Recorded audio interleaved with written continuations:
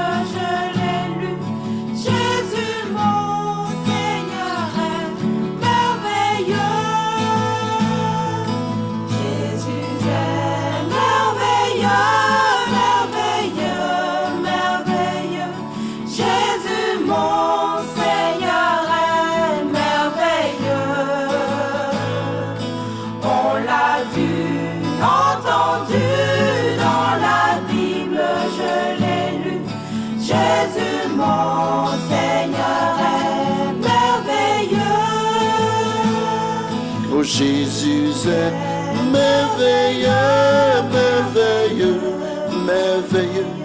Jésus mon Seigneur est merveilleux, merveilleux. On l'a vu, entendu dans la Bible, je l'ai lu. Jésus mon Seigneur est merveilleux.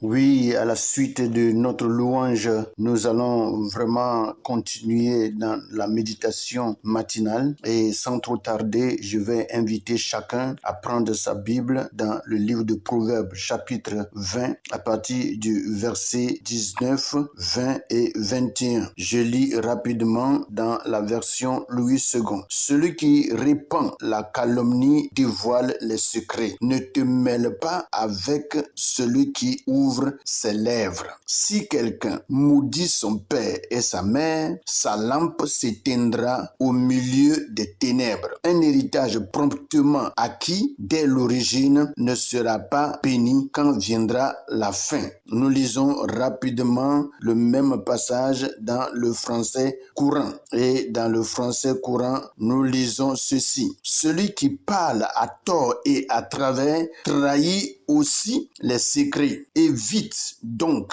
les gens qui bavardent trop. Si quelqu'un maudit son père ou sa mère, il verra sa vie s'éteindre comme une lampe dans les ténèbres. Celui qui commence trop rapidement à amasser une fortune n'aura pas lieu de s'en féliciter par la suite. Voici les passages par lesquels le Seigneur veut encore ce matin nous instruire. Alors, mes bien-aimés, il faut dire que le livre des Proverbes est un livre très, très riche en instructions et c'est un livre qui nous éduque par rapport à notre vie. Et c'est un livre que nous devons garder et y mettre notre esprit pour que nous soyons beaucoup réglés dans notre marche avec Dieu et dans beaucoup de nos comportements. Rapidement, comme nous y sommes, il est dit, celui qui répand la calomnie dévoile les secrets. Ne te mêle pas avec celui qui ouvre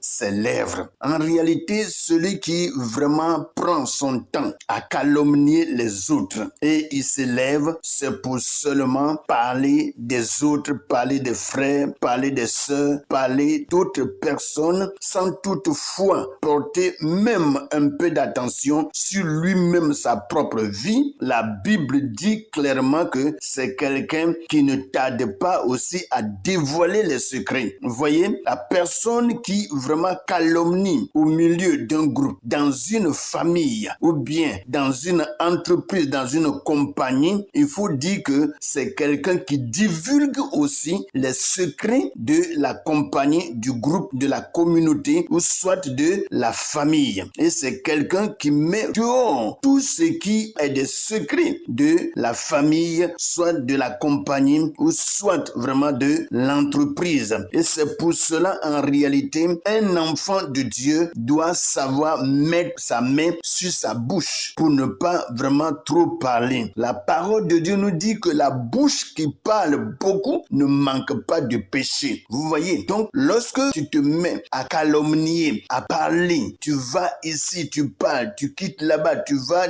dans l'autre côté, tu parles, sans toutefois même faire attention à ce que tu dis, sans savoir que quelque part, des gens à qui que tu parles peuvent être vraiment plus sages que toi et commencer même à se moquer de toi. Vous voyez? Et c'est pour cela, nous devons apprendre ceci et tenir ça vraiment dans notre cœur pour que cela puisse nous enseigner et nous éclairer et nous amener à mieux nous comporter pour que Dieu, dans toute sa grâce, puisse déverser sur nous sa bénédiction. Alléluia. Celui qui répand la calomnie dévoile les secrets. Ne te mêle pas avec celui qui ouvre ses lèvres. Vous voyez, le français courant dit de ne pas se mêler avec quelqu'un qui parle trop. Quelqu'un qui parle trop. Mes frères et sœurs, il y a des gens en réalité qui parlent trop. Il suffit seulement que tu leur donnes la parole. C'est plus qu'une radio ouverte. Cette personne va commencer à parler. Il dit ceci, il dit l'autre. Et si vraiment tu ne l'arrêtes pas, vous n'allez pas vous séparer. C'est vraiment pas trop bien. Ce n'est pas trop bien pour un chrétien qui bavarde ainsi. Un chrétien qui parle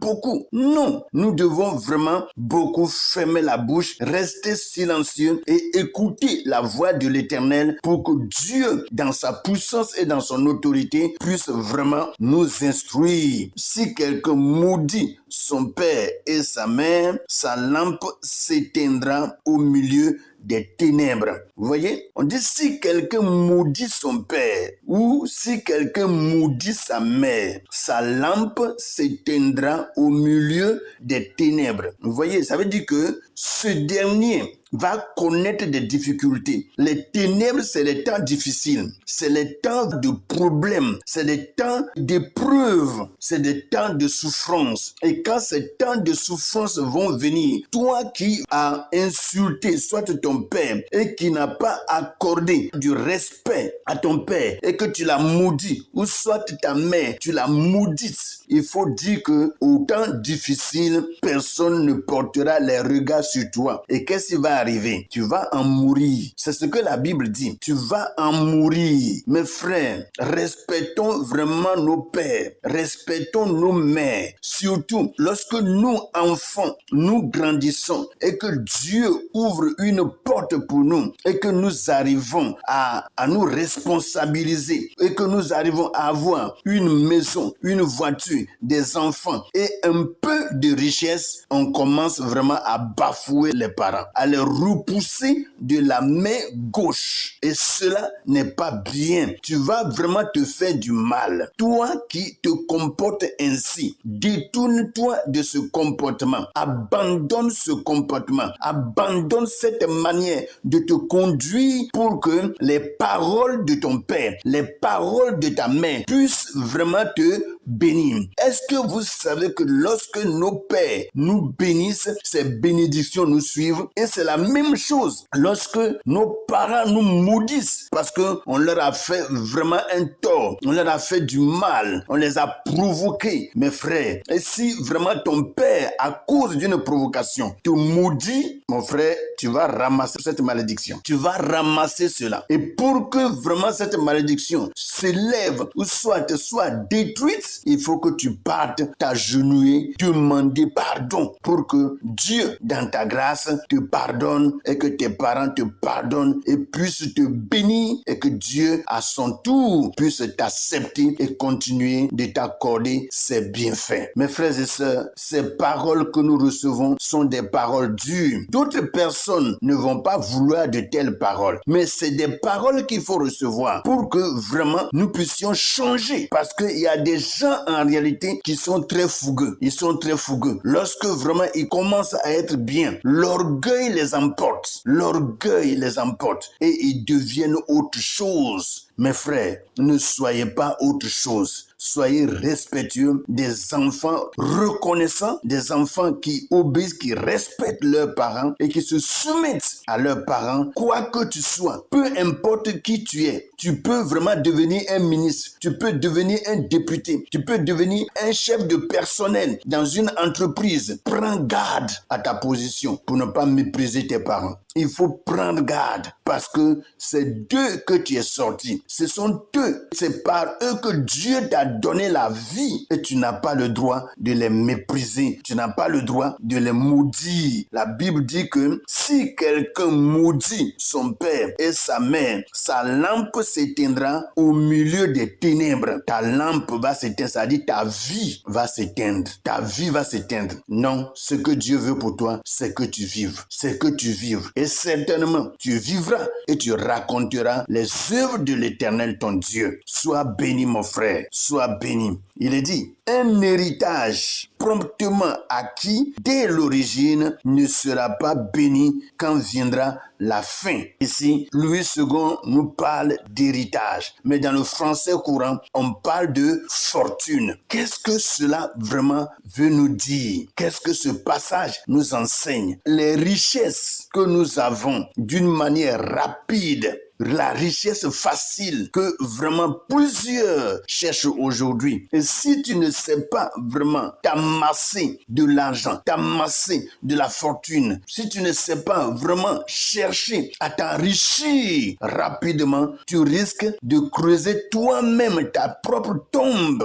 et y tomber là-dedans. Laisse-moi te dire la vérité. Il y a beaucoup de jeunes aujourd'hui qui s'intéressent à la magie, aux œuvres mystiques, aux œuvres satanique et démoniaque pour devenir riche. Mon frère, si tu es riche de cette manière, il faut savoir que de la même manière, tu mourras promptement. Fais attention. C'est de quelle manière tu as ton argent. Quelle manière tu as ton argent. Tout ce que tu possèdes aujourd'hui, comment est-ce que tu l'as eu? Par le mysticisme, par la rose-croix, par la franc-maçonnerie, par la prostitution, par le vol, par quoi? Mon frère, je demande vraiment en ce matin à ce que tu te répandes, que tu te remettes entre les mains du Seigneur et que tu demandes à Dieu de te donner une richesse originale, une richesse qui vient de Dieu, une richesse naturelle qui n'est pas teintée de sang ni de fraude. Alors tu vivras pleinement de ta fortune et tu seras